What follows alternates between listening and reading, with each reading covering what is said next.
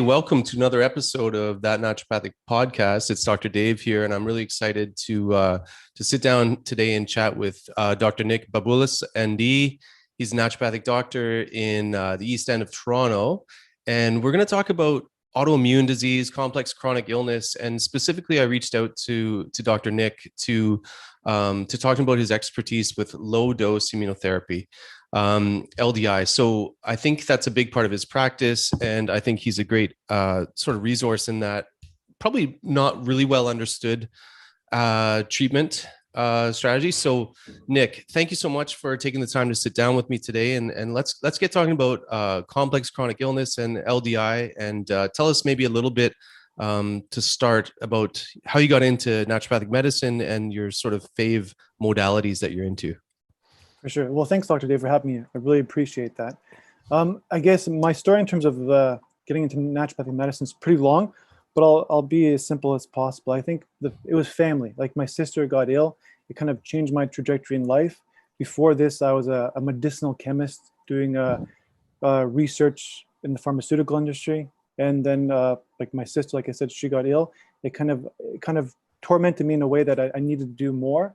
So I don't know why, but I kind of focused and I found naturopathic medicine. And then through that, I blossomed into what I am today because of her, because through her journey, it kind of just taught me different ways of kind of supporting patients and finding new modalities that can truly support patients. And that's why I know what I know today. And that's why I think, or I feel that I've accelerated my own capacity just because of her experience or working through her experience in terms of her illness. So that's where I am today, I guess. Yeah, so like grounded in the sort of traditional sciences. I knew you're a chemist, but yeah, medicinal chemist, and probably not the most common sort of trajectory, right? I don't know. I was always a geek for chemistry. I just found it was more natural for me because everyone into biology and you liked to memorize stuff, and I just couldn't memorize. I'm not a memorizer at all, but I can apply things. I knew, and I wanted to be. I'm a hands-on kind of person, so chemistry just felt natural. And I like to make things. That was always fun. You kind of put something into like a beaker or whatever it is, and you're mixing things, and then you create something out of nothing. So it's pretty cool. But I still loved it.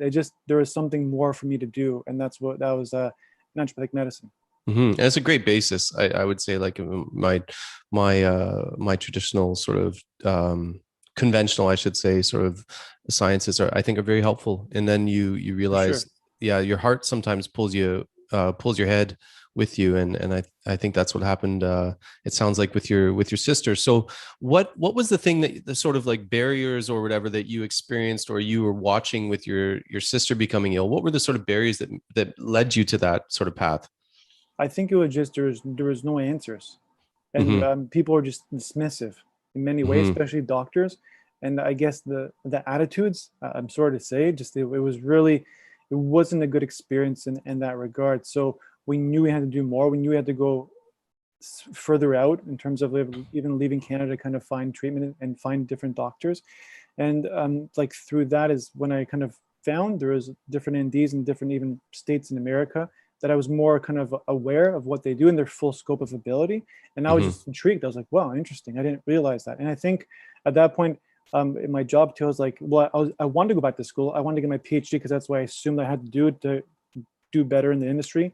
And like I always say, like chemistry is my career, but naturopathic medicine is my passion. And that's what it became. So through that kind of experience with her, it just kind of like led me to say, like, I know I can do better. I know there's ways to help people. And I always wanted to help people and I didn't know how. And through this experience, it allowed me to say, well, now I can be at the forefront or in the front lines to support patients who are kind of going through difficulties in complex chronic illness, whatever that might be, Lyme, autoimmune diseases, chronic fatigue, and then that they're not crazy. I think that's the key thing, is that there's something going on. People just don't understand, but there is something going on, and we're here to help. Yeah, that dismissiveness or that experience of being dismissed is just so troubling for you and I. I mean, I think that's a big part of why I got into it too. Is there's you run into walls, and then in practice, I've realized how often patients are being dismissed, and I don't think it's like in a sense, it's not a fault of the doctor. It's a sort of fault of the scientific box they have to live in. And this is not cutting edge science often with what they have to live in, right? We learn that it's 17 to 20 years before like science at the cusp becomes more part of practice. So yeah, I love that your heart's pulled into it too, Nick. So let's move on to let's talk about low dose immunotherapy. Like I am absolutely so intrigued by it. I see some similarities between it and homeopathy, which you may or may not know. I'm a big proponent of using what I call clinical homeopathy, and trying to make it more reproducible and reliable, and applied specifically. But can you maybe start there with like any similarities between LDI and homeopathy? Yeah, I think it is homeopathy in some sense. Like, I'll just like start simply in terms of like maybe a little bit of its history in terms of what it was before it is in terms of what Yeah. it is today. Because at the start it was called like enzyme potential desensitization, EPD, and it was coined by a doctor in the UK, Dr. McEwen, and he was doing it for allergy mostly in that regard, desensitizing patients to that. He was utilizing something called beta glucuronidase, which kind of was a chemokine, which just means it attracts the immune system to make a reaction to whatever antigen or information I put of this allergen in your body, so that you can kind of desensitize yourself to. And then it was brought to the US by Dr. Schrader, and he kind of coined it into LDA, which was low dose allergy immunotherapy, which focused on the different parts of like inhalant allergies, chemical allergies, and there was an area for food sensitivities too as well. And then through that kind of blossomed out with Dr. Ty Vincent into the microbial part of it, which we'll get into a little bit later too. So, and today you can say like in terms of LDIs, there's a possibility of anything being an LDI in very simple terms. But then getting back to your question in terms of homeopathy and LDI, I think they definitely are this very similar, or they overlap in many ways, because of the fact that even when we start making different doses of them with Dr. Ty's kind of method, in terms of what I learned originally a long time ago, is that you're using Hahnemannian potencies. So you're using C potencies to create them. The only difference is that what you're doing in this case is that you're saying the higher I go in physical number, the weaker it is. But in the opposite way, in terms of homeopathy, when you go weaker, you have a stronger kind of medicine in a sense.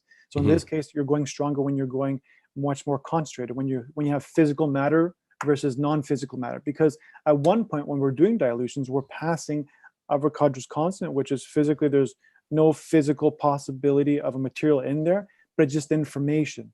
And there's homeopathy, the information, passing on information in that regard, right? In terms of vibrational or energetics, or however you want to kind of coin it, in terms of to the patient. So that's what I would say. I would definitely say it is homeopathy in its own kind of way.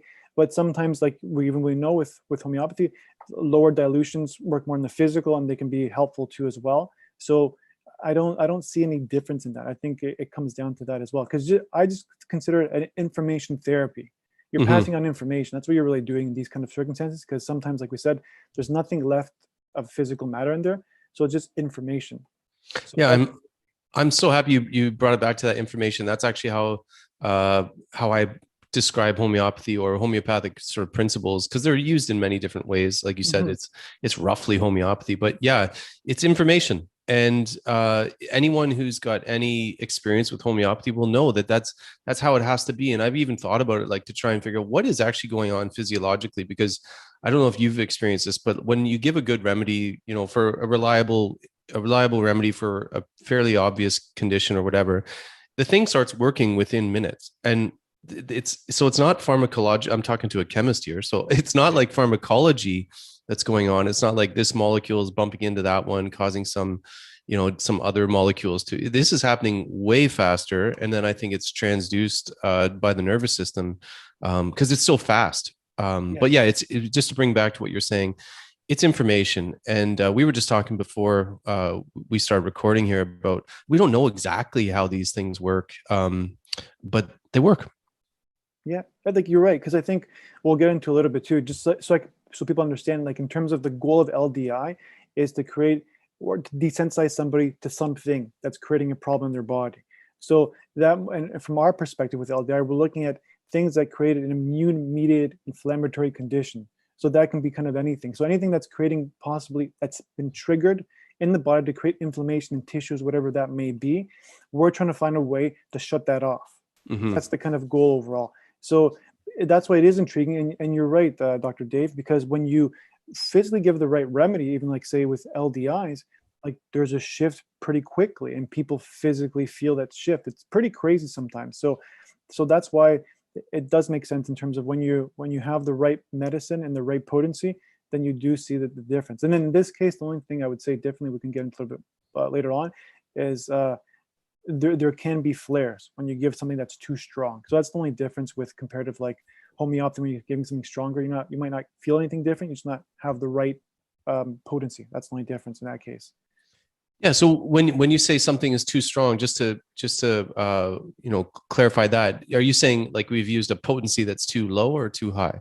Yeah. So like that's why the difference with LDI therapy, I would say, is that when you're using a potency that's lower, that would be stronger. Right. Okay. Higher, which would be weaker, which would be the opposite possibly of homeopathy if we're thinking that way.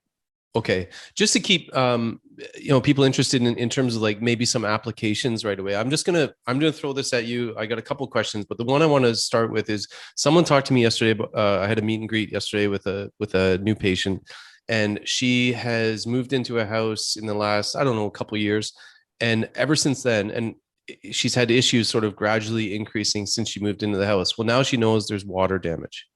Okay, so this is the second time this has happened. She's experienced the same thing in another house that had water damage. So I'm immediately, during this meet and greet, I'm going, oh crap, this sounds like we could have some sort of like mold toxicity going on.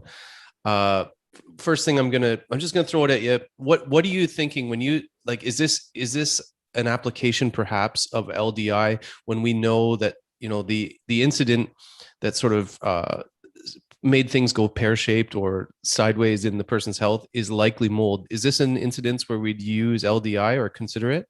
So yeah, so like so it's a loaded question in its own way, but I would say in very simple terms, you can, because there's two ways of looking at mold toxicity. You can look at mold toxicity from the pure toxicity part, where you go into the environment, you inhaled something, now you're full of mold toxins and you feel horrible, but when you leave the environment, you start to feel a little bit better.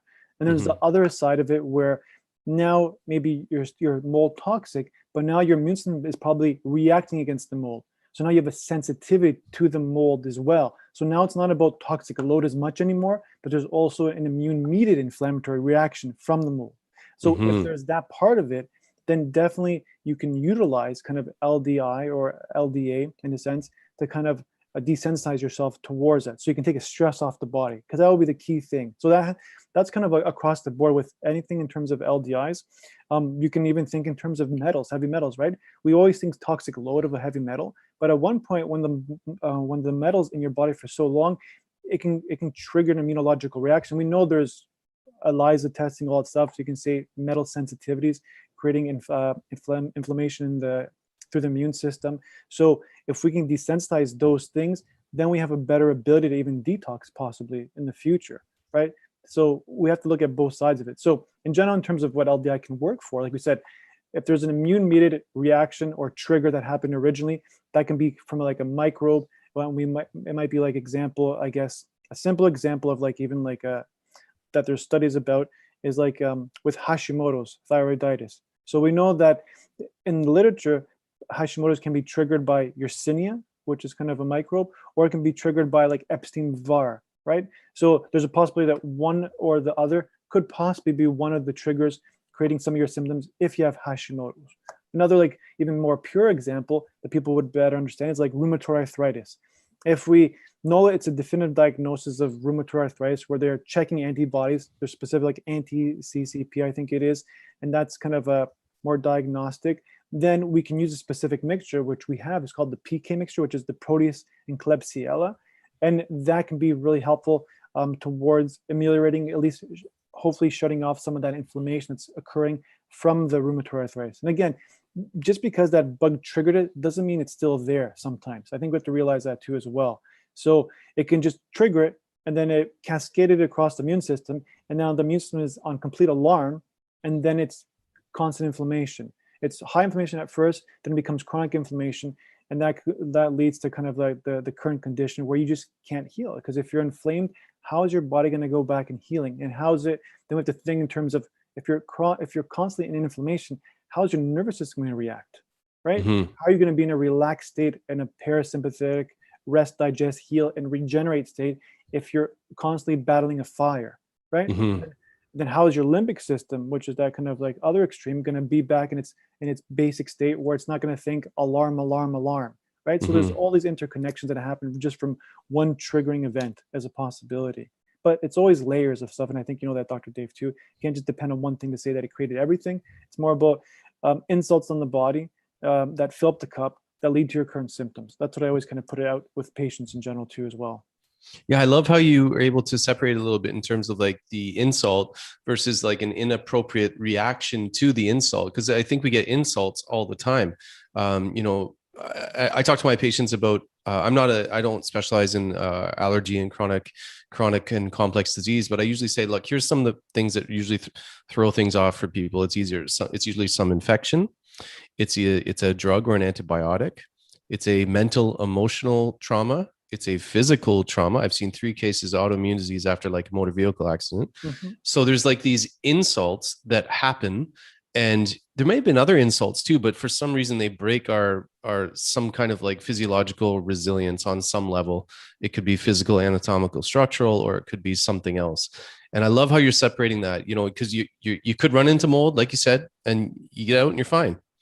You could have a car. I was in a car accident, completely flipped. Oh, like I got nothing from that. The car just was totaled. I got nothing for some reason that day. I had the resilience to deal with it. But other times, yeah, there's like this inappropriate or out of proportion. How would you explain what's going on with that sort of the secondary response to the insult? It's like an over-exaggerated response. So I always coin it as, but with patients, because like now the body's over-exaggerating and it's just reacting to everything. It's like we're saying, like when we see something that shouldn't be there, the immune system is supposed to take care of it. It's very simple. That's how it's supposed to do. But at this point, now it's saying, I don't know any of you anymore, and it's still you, and I'm gonna fight you. And it's doing the right thing and fighting somebody it doesn't know, but there's blinders on showcasing that that's actually you. You just don't realize it's you in that regard. And like you said, I think the physical traumas, like the physical like actions, things of that nature, those can really kind of like create I think they can unleash things that people had sometimes too, because sometimes like the body's smart enough where it'll keep things at bay and kind of like keep them like away from like creating any possible kind of like pathology. But once you have like a trauma, like if especially like a spine or that concussion or things of that nature, then you're leading kind of like maybe to like more poor venous congestion. There's poor flow, and then there might be like more hypertension in the brain that we don't realize too as well. And that can kind of lead to like more pressure than on the back of the head or the occiput area, which puts more pressure than on the vagus nerve. And when you affect the vagus nerve, you're irritating that nerve. Your body can't get into a relaxed state. If it can't get into a relaxed state, it can't kind of regenerate and heal. And if your body's always revved up in that fight or flight, fighting that bear, it's always going to be in an inflamed state. And then from that, you can have dysregulation of your immune system too as well. So there's so many factors involved in terms of it's when you're looking at kind of like these situations and what triggered what. It's more about vulnerabilities, like you said. I think like that day you weren't vulnerable because maybe you had a good constitution that allowed you to get through it much more easier than maybe another person, which would have been really detrimental for them in the way chronically later on. Well, okay. And then the other question that was, I wrote it down on my little list here, that was burning, and it's almost a loaded question, so be prepared.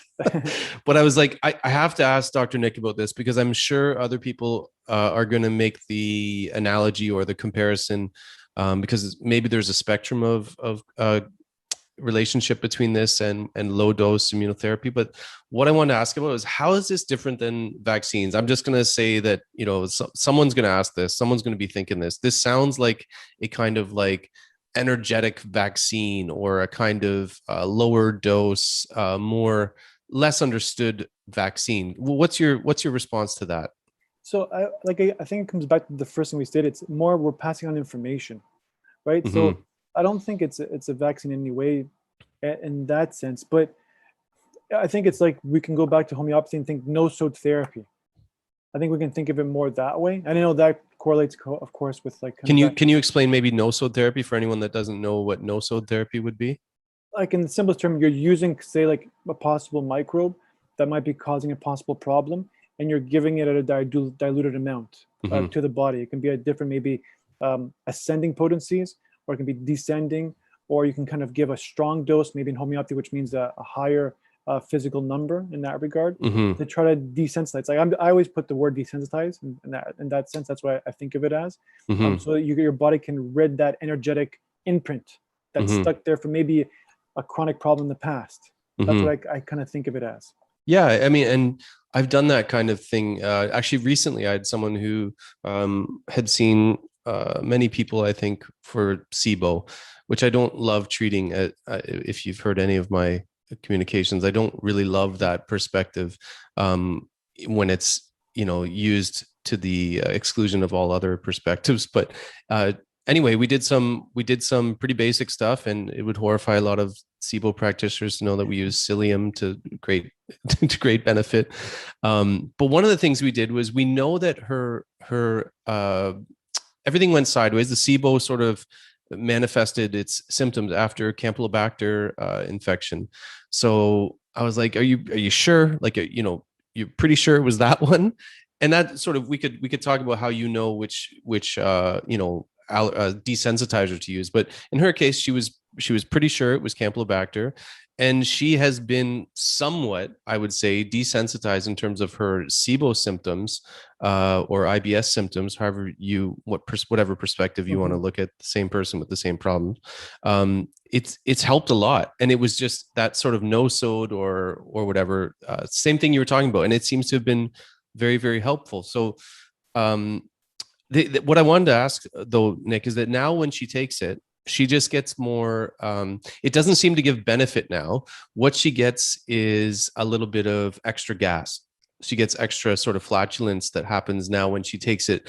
But she did get some improvement for a period of time, and now she just gets this extra gas. Like, what do you think's going on at a point like that? Well, I think the same time, like LD, I don't think it's a panacea treatment. Like, I don't think anything is. That's my key thing with anything I do. Because that's why I think synergy really works well. And I think you need multiple therapies at the same time to get to the result that you want to get to with the patient. And maybe in that case, it's more about like, it did its due diligence, that kind of no-sode, say, that you use in Campylobacter, but then there's other work that has to be done that's still specific, because it'll stop maybe the inflammation that's occurring from that, say, possible microbe, or that inflammation from that microbe in the body. But then you have to kind of rebuild, right?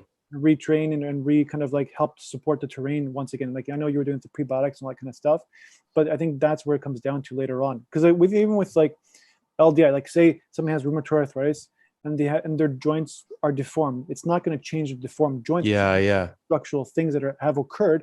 But if the goal would be to minimize or stop that inflammatory response that's creating that joint degeneration, right? In that sense. So if there's a structural injury, like LD is not going to be good for that. But if there is something that's creating inflammation in the body that was triggered in some way, then there's a possibility that LDI can be helpful to that. That's why we can think in terms of like general conditions, like even for Lyme disease, we have mixtures for that.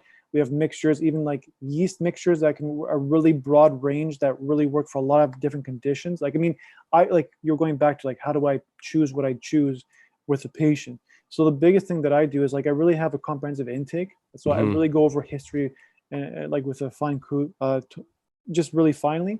And then same time, I have an energetic device, an assessment tool, a bioresonance assessment tool that kind of helps me support if there's any energetic stresses of possible microbes. So those two things really help me a lot to kind of get a good list of what might be going on. And then, but that's the key thing, is the clinical symptoms. I think I base it more on symptoms. Other practitioners, other doctors, they utilize like muscle testing to kind of focus more on what might be going on at that moment. I can't say I'm great at that, so I don't depend on that. But that's why I use more of my tools wherever I can to kind of support something, or my clinical inclination too as well. I think clinically, I try to think through the problem and what makes the most sense. And there's going to be possibly multiple LDIs that we're going to utilize at one point. So it's not just one, like yeast is going to solve all your problems because we think that's top priority. We're going to try to maximize yeast and see how much better you get from it. And then we'll move on to our next one if we think there's something else that's burdening your system as well. So it's never just one. And it does take time. I think the key thing with LDI, it's not that it's always kind of like a home run day one that you feel things by tomorrow. Yeah. But sometimes that's why I consider it kind of, even for me, a background therapy, because what we do usually is when we're trying to find the right dose, say, of a microbe, because microbes have really broad ranges. So I have to base it on their clinical sensitivity. So if I think this patient is very sensitive and they're going to react, I'm going to go to a weaker dose, which means a higher number. That's the way in this case. So example, like yeast, the yeast range can be anywhere from like a 5C to like over a 35C. So that's pretty big, because we're using one potency at a time. So like in terms of the dose with the patient that might be somewhat sensitive, I might start at 25C and start titrating downwards to a stronger dose. And the key thing that I'm looking for, indicators, is a response. Okay, after I give you that dose, we wait. I still wait. Other now practitioners, doctors go a little bit quicker, but I wait 7-10 days, especially when we first give them that initial kind of dose, just because I want to see how they respond. So if there's no response, then we go to the stronger dose. But if there is a response, negative or positive, we want to know, okay, how much better was your symptom, or how much worse was your symptom, and how long did it last for? Because that gives more key indicators saying, okay, now how do we tweak it next time so we can maximize its potential? So in terms of your symptom amelioration. So that's what we try to do. So, but the possibility there is too, like we said, is there might be a flare. So symptoms might get worse, because in this case, from what we're saying, is that we give you something that's too strong, of too much information. Now your body got over-revved and it kind of overreacted to it, and it was trying to do its job, but it just created more inflammation. So whatever symptom got worse that time, the positive behind that is that that symptom has a potential of getting better, because that whatever we gave you reacted with your body. Yeah, for sure. So that tells us that whatever we gave you, it can also ameliorate your symptoms if we find the right now dose for you. So what we would do after, like if something happened like a flare, we would wait at least 7 weeks before we redose that initial kind of LDI. 7 weeks or days? 7 weeks, because we're basing this now on, if we're looking at the mechanism of action, the possibility, we're looking at, this is like now the immune system, like Treg cells, and those kind of come to fruition, or they kind of get reborn every kind of 7 to 8 weeks. So we want to wait for that memory to go away, so it can kind of redose. And what we would do, we would give you at a much weaker dose. So when we look, even like mathematically, like every 1C is around like it's a 100-time dilution, right? So if we're giving you a 3C, if we're going 3C weaker, we're going about 1,000,000 times weaker. So that's what we do. So depending on how much they flared, sometimes it can be like a couple of hours, sometimes it can be a day or two. For some people, even a week. Others maybe longer, in some cases lingering, but not always. That's very rare in that regard. But based on that, then that'll depend how much weaker we go. So if there was a kind of maybe like a day of a flare, like ouch, I got a little bit worse after that, I know it was that, then we know we're close. We have to kind of tweak it. Maybe we tweak it by like minimizing the amount of units we give, because the way we do give it is we actually give it an insulin syringe. So we're not injecting it, we're giving it sublingually. But what we're doing is that we're using like 4 units on insulin syringe. That's our standard dose. And then you can go increase that or decrease that as you wish. But every unit you can think of, if you think 4 units is 100% of your dose. So we can make it now weaker by 25% by taking away 1 unit, right? We give 3 units instead of 4. Now we're at 75% of our max capacity, in a sense, to see how you react. Or if we think that you didn't get the max response that you wanted, then we can increase by a unit, which will be 25%. Now it comes back to math a little bit too. But what happens too, like, so if there's a positive reaction that happened that day, but then it wasn't long lived, so it only kind of lasted for a week, what we can do in that 7-week period is that we can give you a booster dose, which means now we're going to give you kind of a little bit more of that dose, but maybe 25% increase of it within that 7-week period, because we're saying that's when those cells are available there, to see if we can get a boost of betterment. And that's what we kind of do too as well. So as we go through the process, we try to kind of find the core dose. So that'll be the ideal dose that gives you the max benefit overall and for the longest period of time. That's the key thing. Sometimes you might need boosters with that. Sometimes you just need that and that's it. So that's how we kind of, I guess, utilize it in a more general perspective. I think that's the same thing we're trying to do with any kind of intervention too, right? It just seems there's that linear aspect or whatever where you've got, you know, your 4 units divided, you know, your full unit divided by 25% increments, but you've also got this non-linear sort of like C dose. So the thing that's confusing to me when you're saying that is that how, you know, two or say 50% of the 4 units, so the two, you know, halfway of the insulin syringe, how is that half as powerful? Because, you know, to someone who's just trained like me or untrained like me, however you want to look at it, I see it as when I give like 5 pellets of a homeopathic, I don't see that as 5 times more than taking 1 pellet of homeopathic medicine. Yeah, I think this is where it differs a little bit, because this is where the flare gets created, because it is based on concentration. For some reason, in that regard, like now it's like you can say concentration in terms of the information that's concentrated in that amount.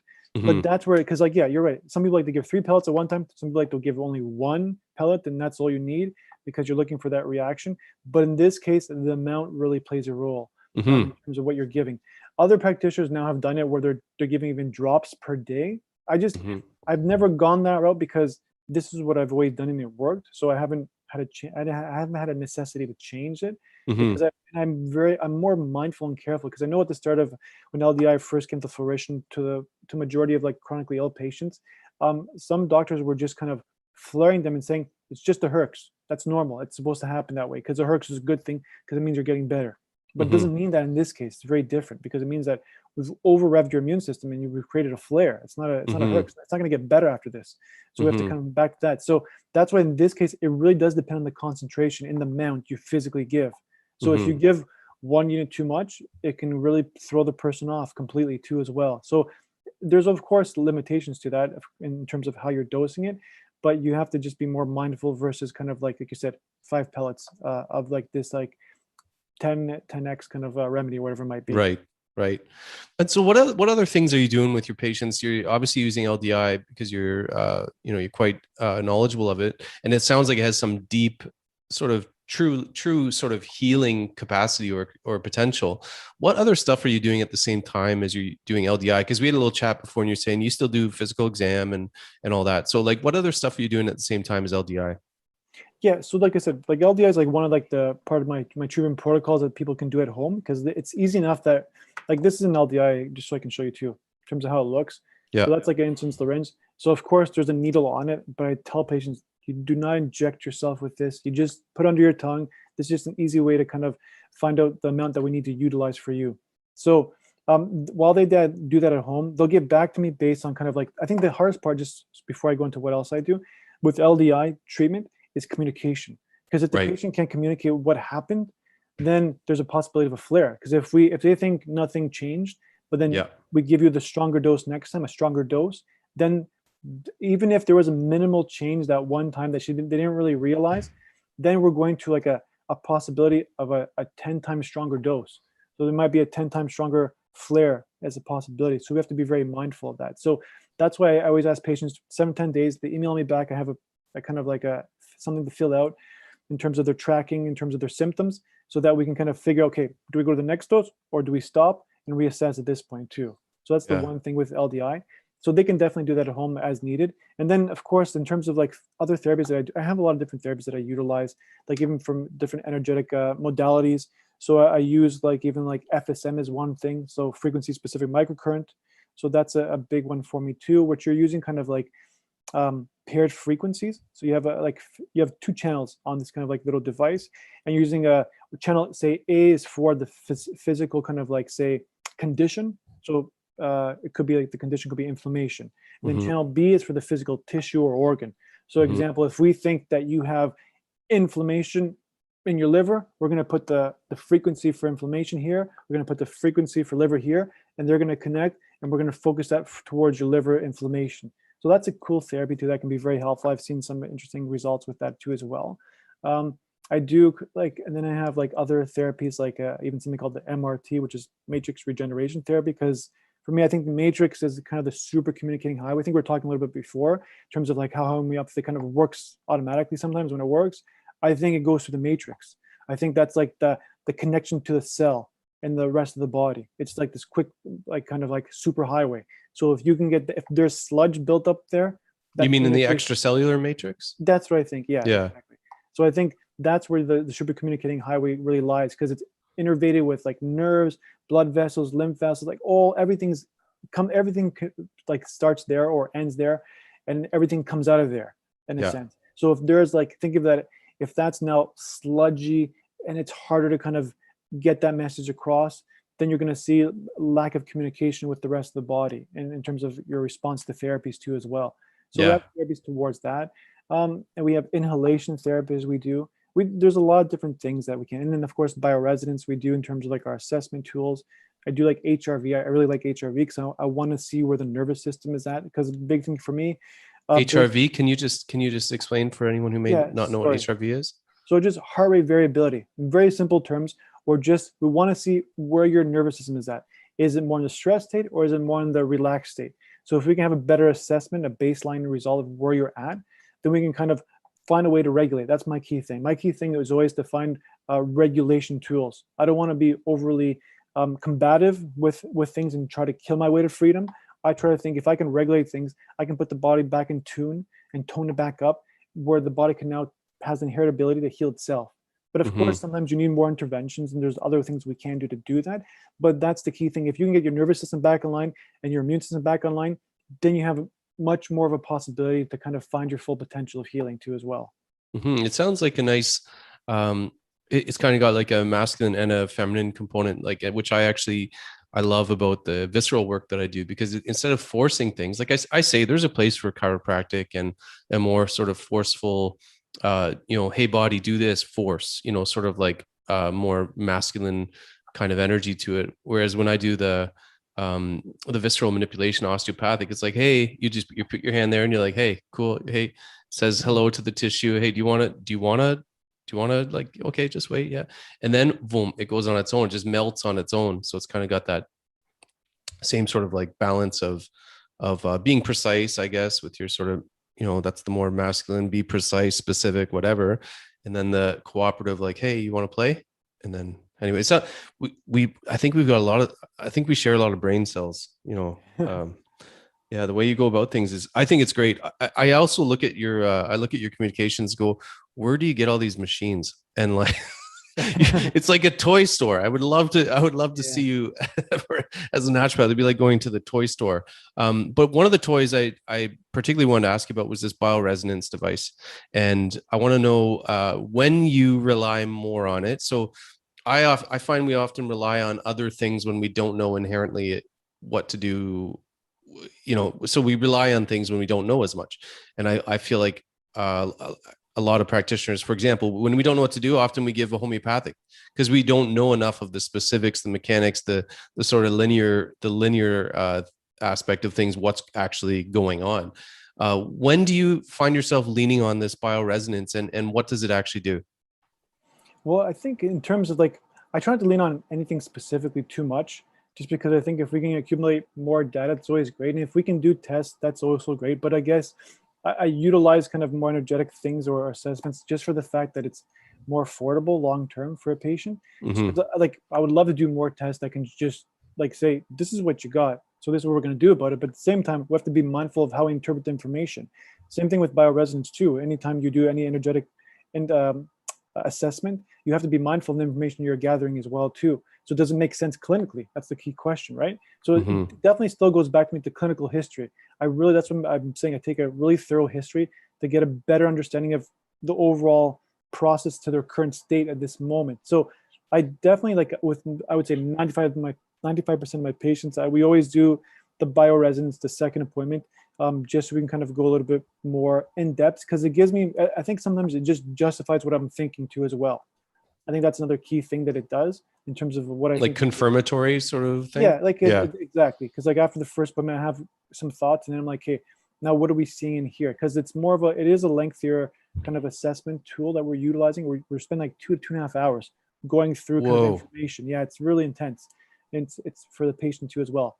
So because it gives so much information, so now we have to kind of really decipher it and see, like, now, because it does give us information about possible energetic microbial stresses. So that kind of, it takes me into the situation, like, does it make sense, like what we're talking about in terms of current state Right. and microbe, or does it allow me to think in the future, like in terms of layers. Like right now, okay, we have to go after this, but we have to not forget this as well, because that can be another part of it. And now, like if they have like, say, like brain inflammation or these chronic headaches, now does this microbe correlate to like an encephalitis that can create that as well chronically? So we have to kind of always be mindful of how we kind of interpret, because if we just take everything for what it is, then I don't think it's going to really do its due diligence and really help the patient or help the process or help the protocol that we put together. So that's why like it is a lot of training with that, like with these devices. Not you just click and play and it tells you what to do at that moment. It's more about there's training involved with it, so you understand how to interpret the information too as well. But definitely gives us a good set of data to kind of like go through, and I think it allows the patient to better understand what their stresses might be in their body as well, where they can kind of do better in terms of even energetic stresses. Like I mean, like even like EMFs or being in front of screens, like where that can be, you can be more sensitive to that than an average person, which is then eating away at your electrons, but also bombarding your nervous system. So maybe that's why you have more headaches, or that's why you have brain fog in that regard. So just being more mindful of taking those things out of your kind of day-to-day regime too, or minimizing them if you can, or cutting off Wi-Fi and going hardwired in that sense too. So there's a lot of information you can gather from that kind of assessment overall. You know, I wouldn't even say, you know, like people, you know, there's going to be haters when we use things like bioresonance and other machines that are less well known. But I'm going to support you with the idea of what you're saying, where you have to look at the clinical picture when you look at information. And I'm going to apply that to some hard science, which I just did a video yesterday on how to go through iron, like iron and like as boring as it is, it's so poorly assessed, and it's the world's most common nutrient deficiency that I get like real angry about it. So I did a little like a 20-minute sort of training on how to look at iron, how it's not the same thing as anemia. They get conflated, and how to actually look at your labs. And I'm talking about like boring labs, like hardcore labs, like just conventional labs. Like I'm saying one of the main things when I did that little training was you have to look at the patient's signs and symptoms, because I can't tell you how many times, and you probably see this too, people come in and maybe their doctor said, because they look at each line in independent of the other lines, and then they look at those, maybe they look at all the lines, but it's independent of the patient's signs and symptoms. So I've got so many false negatives for iron deficiency that it drives me up the wall. Mostly it's women of childbearing age, and if there's anyone you should take care of in your society, it's probably them. And it's the same idea. You have to look at the data in the context of signs and symptoms, and it just seems like it's not done as much in the conventional zone. So yeah, I don't think, you know, just listening to you, I was like, hey, this is not just with this, you know, these bioresonance machines and things like that. You have to do that with like just basic labs. Yeah, you want to make sense of everything. That's what I think. The more information you can gather from different ways of gathering information, trying to be as objective as possible is great, right? That's what, like, I like HRV. It's objective. I'm not telling you that you're stressed. You're telling me that you're stressed, right? Yeah. It's like, because if I tell you this stuff, even if I think you are, you're not going to believe me. But if I can show you that you are, your body's not able to detox now because you're in a sympathetic dominant state, then we got to make changes, right? Yeah. In that sense too. Yeah, and the thing that sort of links all these different perspectives together is the patient. Yeah, exactly.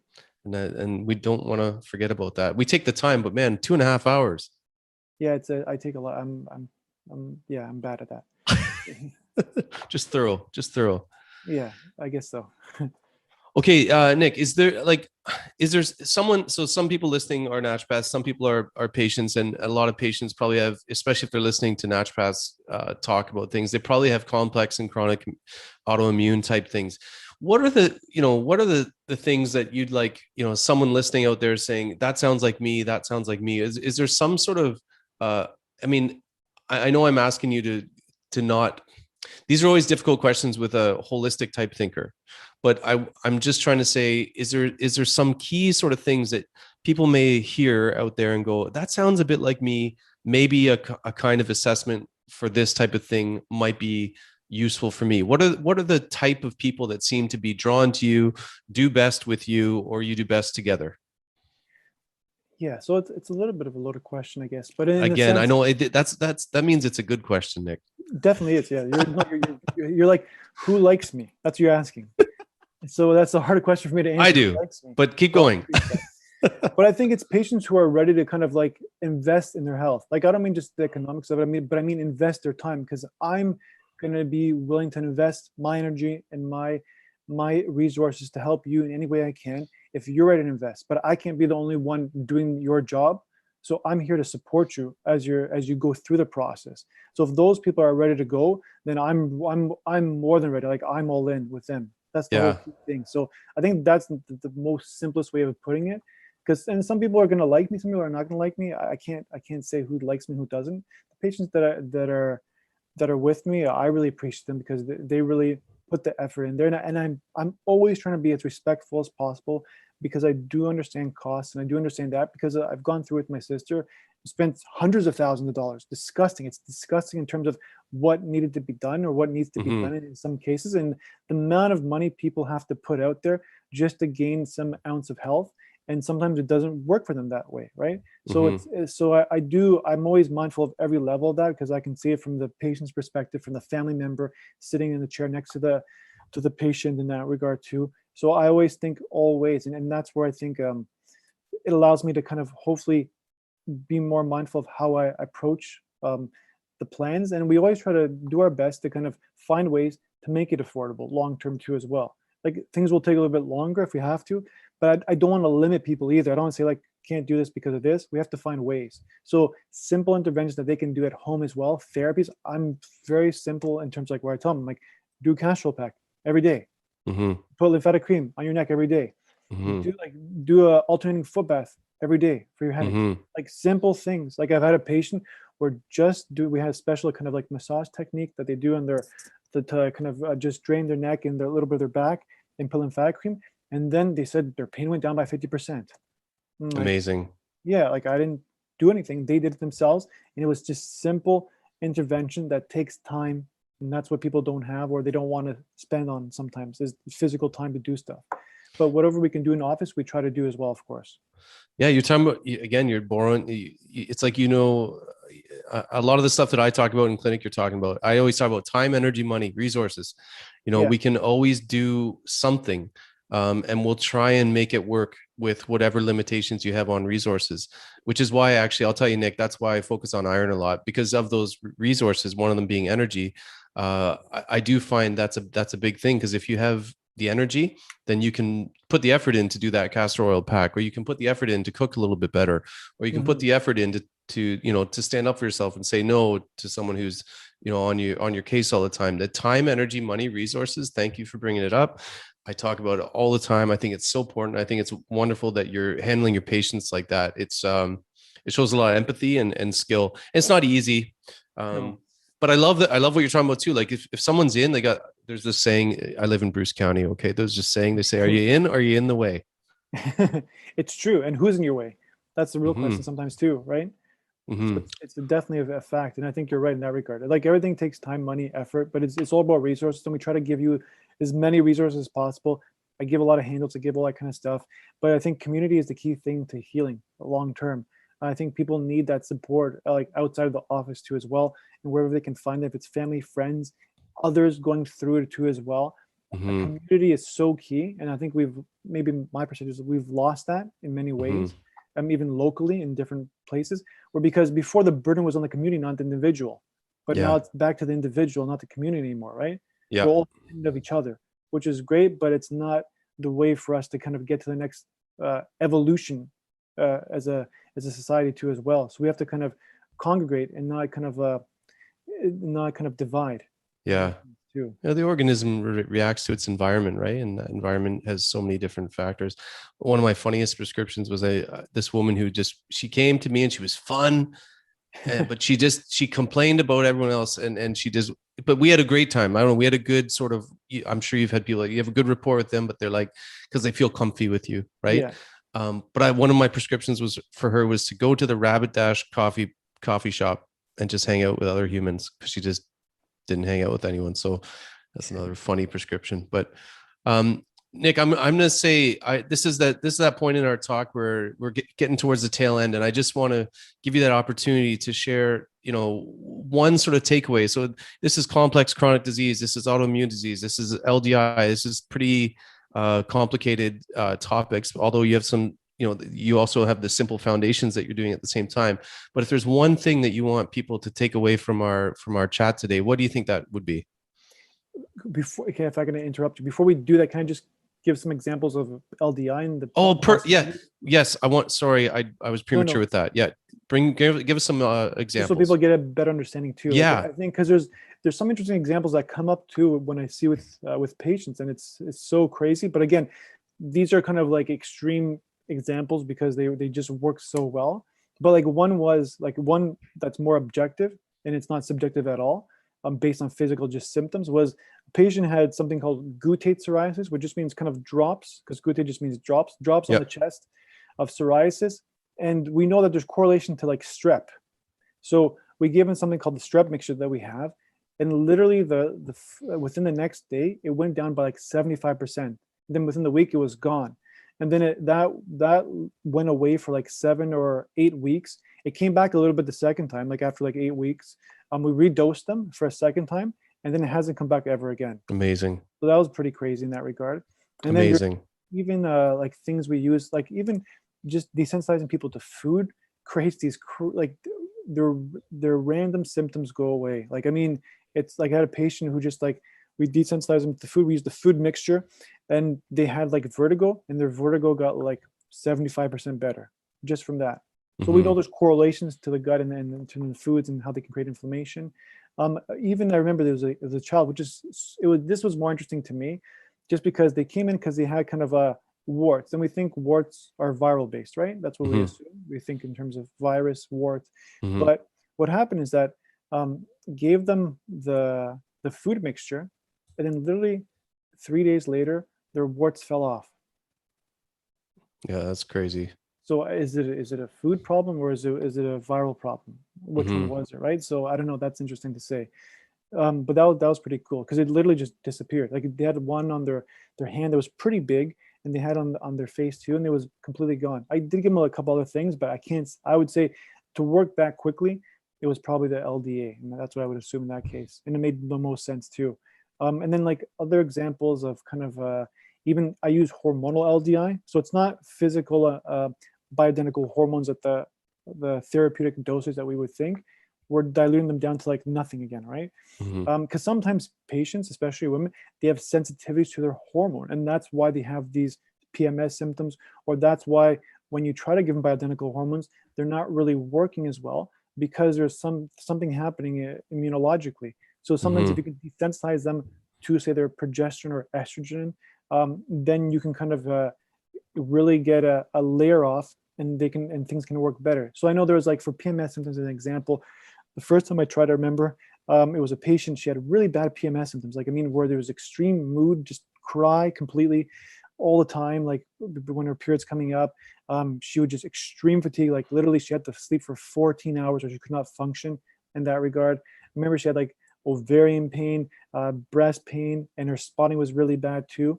And then literally I got lucky too, I'll be honest, because I gave her the right potency of it too. Because with hormonal LDIs, there's different potencies of it too as well. So you have to kind of really think and choose or titrate towards it.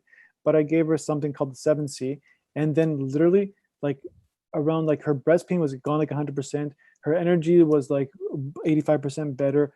Her kind of like mood was like 85% better. Like it was just pretty crazy in terms of the reaction to that. And sometimes I've seen it where in patients' periods get back on track too, just from giving an LDI, a hormonal LDI. So there's a lot. And then even with yeast mixture, like, because yeast has crazy different symptoms. You can have electrical shocks from yeast. You can have brain fog from yeast. You can have inflammation, like in so many body parts from yeast, and extreme fatigue, of course, from yeast. And we had a patient, I remember more recently, I would say, gave him the yeast mixture because he has like chronic, like just say general chronic fatigue syndrome, like extreme fatigue in that sense. But then he got the dose of the yeast mixture, and he literally jumped up in energy like 85%. How soon after? Like literally, he's a responder. Like he would, like when you give him an LDI, he's like bam, everything lights just turn back on. So it's like we rewired something. There was a wire off. It was a wire it was kind of loose, and we just kind of revamped them, and that's what happened. So it's interesting. Like again, we're still working with him because it didn't fix the problem, because that was the first time we gave it to him, and then he rebounded back towards having more fatigue again. But it showcased that there's something there that's kind of impeding him from, that might be yeast based, that's creating a problem in his immune system towards his fatigue. So there's multiple examples, but those are just kind of a few of them in general. And of course, for allergies and basic things like chronic sinusitis, all that kind of stuff, the LDAs, those are really helpful too. And again, they don't just work for that. I think people don't realize when you give food stuff, like this is the cool thing about it. It's like a treatment and a diagnostic tool. That's why I love the therapies that I do sometimes, because they're both. I say the same. Because I get to assess and figure out like what makes the most sense. Then I try it theoretically. I'm testing it on them. But then if it works, I know that this is what they had and this is what it cost. Theoretically, I can say. I'm not going to say definitively, but they got better in some kind of way. So that's the cool thing about it. With a lot of different tools that I have and therapies that I do, it's kind of like cause and effect. If I do this and it creates that reaction, then I know this was the problem, and those symptoms are now gone for that reason. I love it. I say the same again. I say the same thing. That's when you use therapy that you have a sort of known intervention, and that's my problem with how homeopathy is done usually. Because when you get a nil response, it's back to the drawing board. You actually aren't any closer generally to the answer. Whereas when you're doing like what you're saying, you actually, a good response, okay, it's good. We don't need to like question it. It's a good response. But a nil response actually, or a bad response, can actually get you closer to where you want to be too. So it's nice when you have a therapy like that. That's why I like the hands-on stuff too, because if I do something, I know what I did. It's very precise. If it didn't, something else. It's not that. For sure. It really makes sense. Yeah. Cool. Okay. Is there any other any other beauty stories you want to share? There's so many, but I think we'll leave it at that for now. I think that was a good amount we shared. Okay, so where can people? I'll put it in the on the Instagram post and all that. But where can people find you? Where do you think is the best way to get a hold of you? Yeah, they can go to my website, because through there you can see a lot of information in terms of the possible therapies that I do. Just learn more about me in terms of my process and how I approach kind of patients. Yeah. So that's it's hard to spell, but it's irinihealingsolutions.ca. So it's EIRINI Healing Solutions with the S.ca. And then there you can contact me if you wanted to as well. There's a lot of information to learn more about me, to see if I make sense for you. Yeah, I also you got some great videos. I don't know if they're embedded on there. I found some videos on LDI. So if people have more questions to follow this talk up, then they can find those. Are they embedded on the website?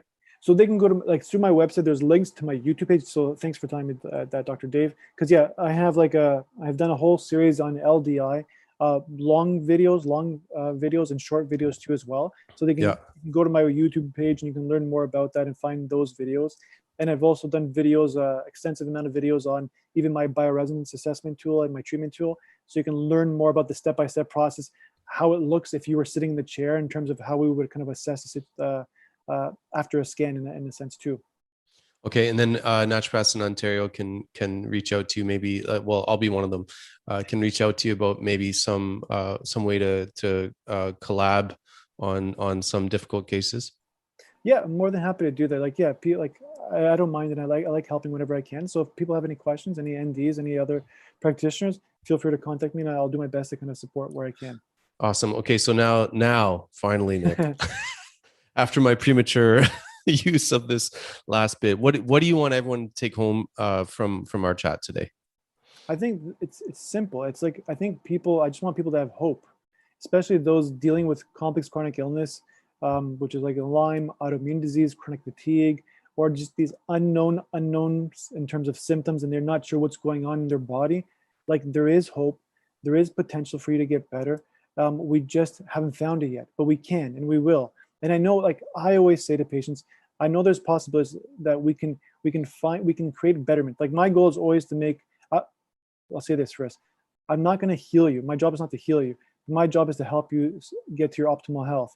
Your job is to support yourself to get to your optimal health as well too. So if we work as a team, we can find ways to get you to your optimal kind of healing capacity. And I think that's where like hope lies in it, because I know a lot of these people have gone through it for even decades, sometimes going through illness, and they feel that there's nothing that can be done. But I know there is, because I know that I just feel deep down inside me that there's always a possibility, even if it's not from me directly.